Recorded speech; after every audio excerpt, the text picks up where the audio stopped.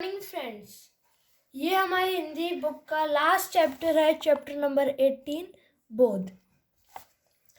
मतलब जो 6th class है उसका लास्ट चैप्टर है, क्योंकि इसके बाद कोई चैप्टर नहीं है। इसके बाद एक्सरसाइज है और उसके बाद टेस्ट्स हैं।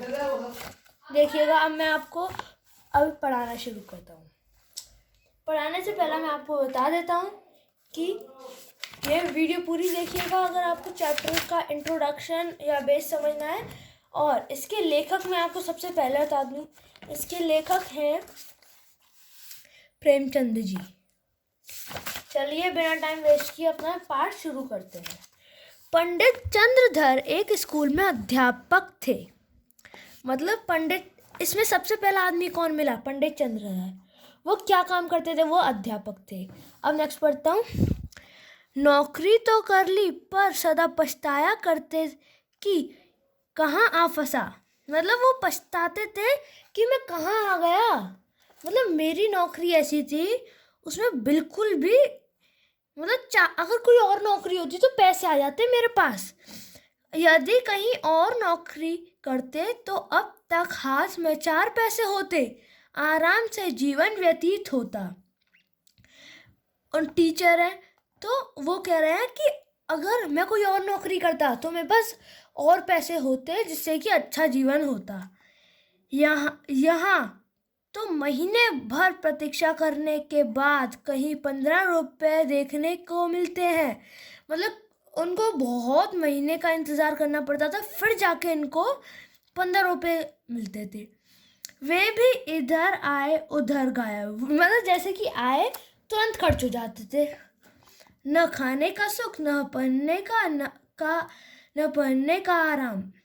मतलब नहीं खाने का सुख था उनके पास, नहीं पहनने का, जो कपड़े होते हैं एकदम अच्छे। पंडित जी के पड़ोस में 2 महाशय और रहते थे। एक ठाकुर अतिबल सिंह, वे थाने में हेड कांस्टेबल थे। दूसरे मुंशी वैजनाथ, वे तहसील में सियाहे नवीस थे। दोनों आदमियों का वेतन पंडित जी से कोई अधिक न था, तब भी उनकी जिंदगी चैन की और सुखी में थी। संध्या को वे कचहरी से आते बच्चों को पैसे और मिठाई देते। मतलब जैसे वो कचहरी से आते थे, वो बच्चों को पैसे देते थे और मिठाई देते थे। दोनों के पास नौकर चाकर भी थे। मतलब एक तहसील में काम करता है, एक हेड कांस्टेबल है, तो दोनों के पास नौकर चाकर थे। घर में कुर्सियां, मेज, मतलब घर में जो भी फैसिलिटी चाहिए होती है वो सब फैसिलिटी थी उनके घर पे। घर में कुर्सियां, मेज, गलीचे आदि थे। सारे मोहल्ले में उनका रूप था। मतलब सारे मोहल्ले में मतलब उनको लोग अच्छे से जानते थे। उन दोनों महाशयों को आते जाते देखकर, मतलब जब भी वो आते जाते थे मतलब लोग उन्हें जानते थे उन दोनों को, क्योंकि वो एक तहसील में एक हेड कांस्टेबल, तो इनको तो लोग जानेंगे ही। उन दोनों महाशयों को आते जाते देखकर बनिए उठकर सलाम करते। मतलब क्योंकि एक तो दोनों बड़ी पोस्ट पे थे, इसलिए बनिया जो होते हैं वो सलाम करते उनको।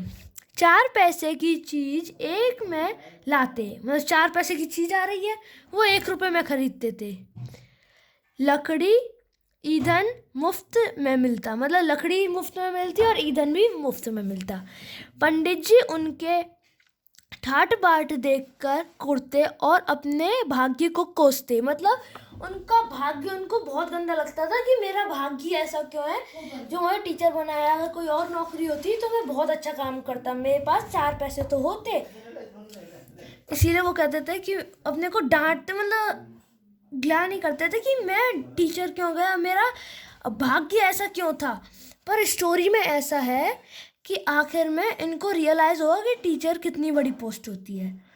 दोनों पंडित जी के घर कभी आटा कभी दूध और सब्जी भेज देते। मतलब पंडित जी के पास खाने का सुख नहीं था, जैसे कि लिखा हुआ है अच्छे से। तो फिर ये जो दोनों महाशय रहते थे उनके पड़ोसी, वो दोनों इनके लिए कभी खाना भेज देते थे। पंडित जी को दोनों के लड़कों को पढ़ाना पड़ता, मतलब भेज देते थे इसलिए पढ़ाना ही पड़ता था।